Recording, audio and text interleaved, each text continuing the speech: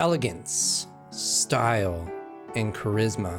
Hello everyone, it's Jay, and this is the Samsung Galaxy Watch 4.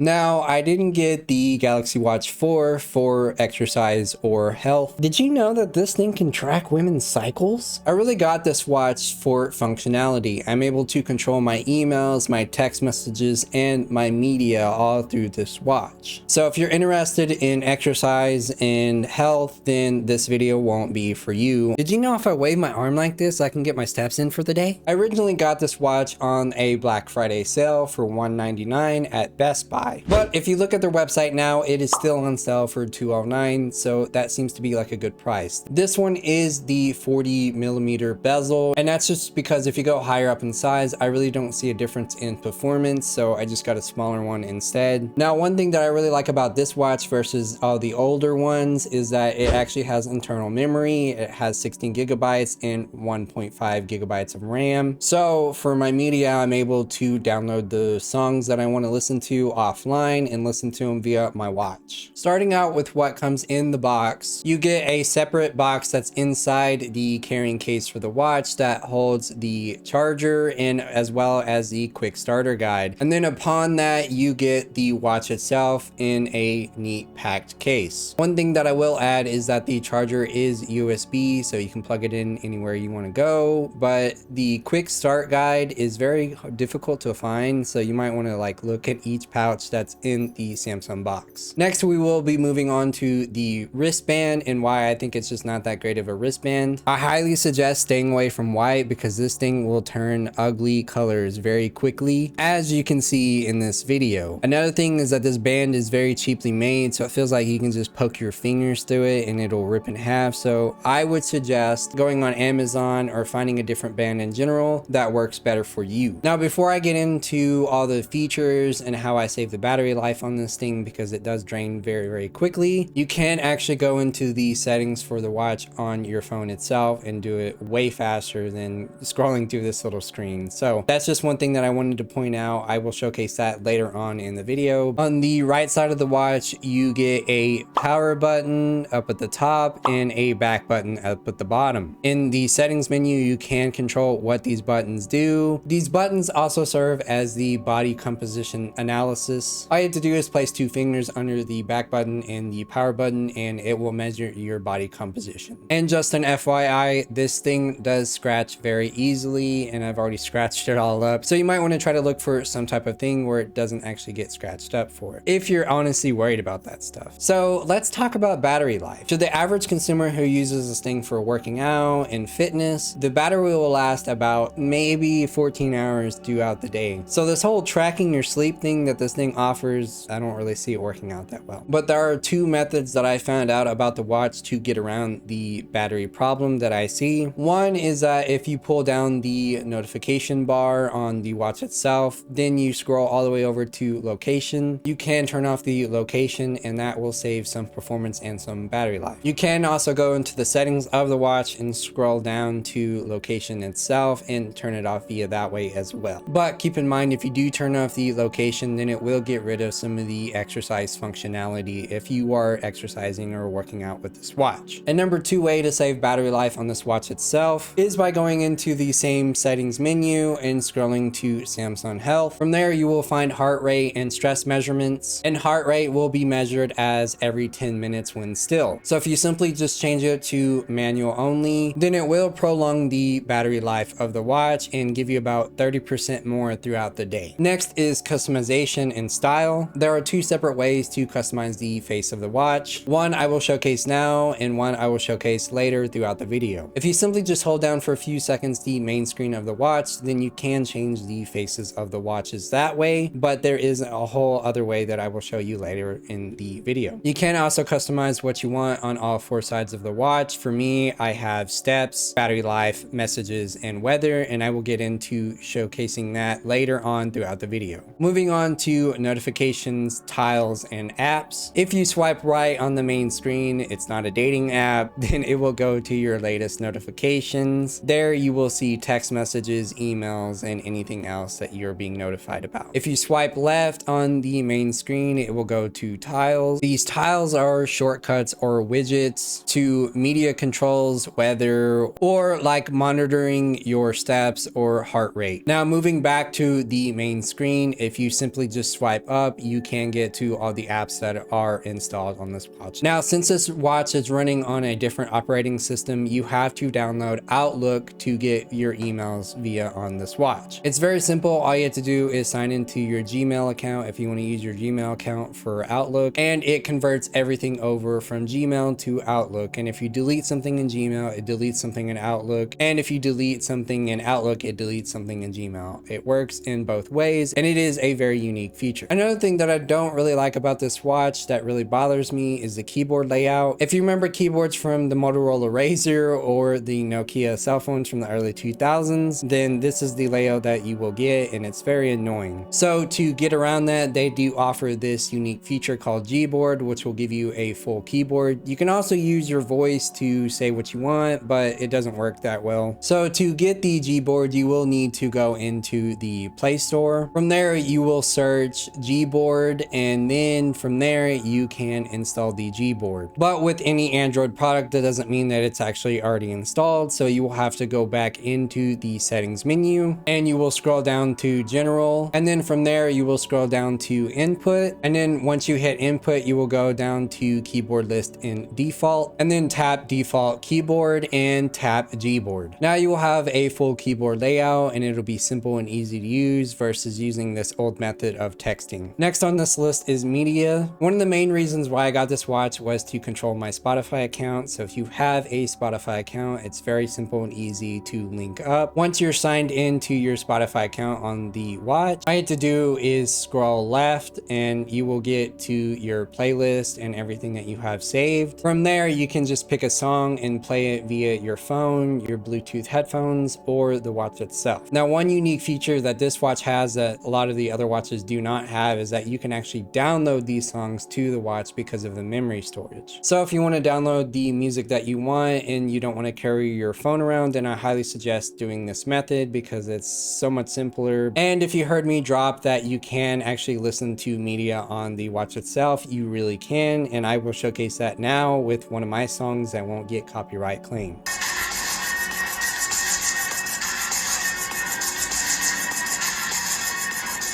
And last on this list is how you can customize this watch from your phone. As long as you have the Galaxy Wearable app on your phone, then you can bring up the customization tool that you can use for this watch. In this app itself, if you go into watch faces, then you will get a whole bunch of customization on the watch face itself. For me, I wanted to upload a picture of my dog, so I just hit my photo plus. Then up at the top, if you hit the customize button, from there you can choose what photo you want, as well as the layout that you want. You can also change the clock style as well. And on the four corners, you can change what function that you want on each corner. Now, if you go back to the main screen of the Galaxy Wearable app, you can get into the apps that the watch has. You can also change the tiles that you saw earlier. For me, I had media control first because I just love Spotify. And on this app itself, you can actually control the settings of the watch, which makes this so much simpler than going through these settings on this small screen. You can just do it on your phone and change everything on your phone. So is this thing really worth it? Put my thing down, flip it, and reverse it. I've used that before. For the sale price that I got it for, which was $199, then yes, it is worth it. I would totally get it. It's kind of a gimmick at some points in time, and it actually is kind of a fashion statement as well. But if it isn't on sale, then I wouldn't really get it. It's just kind of something that you really don't need. Your phone can do way more things than this thing can, so it's just more or less like a fashion statement to me, and that's really why I got it. It was for fashion, but I also got it for the functionality of everything. I wanted to control my life a little bit better with messaging and my email. So if you happen to like my content and the videos that I create, make sure to like, share, and subscribe, and I'm out.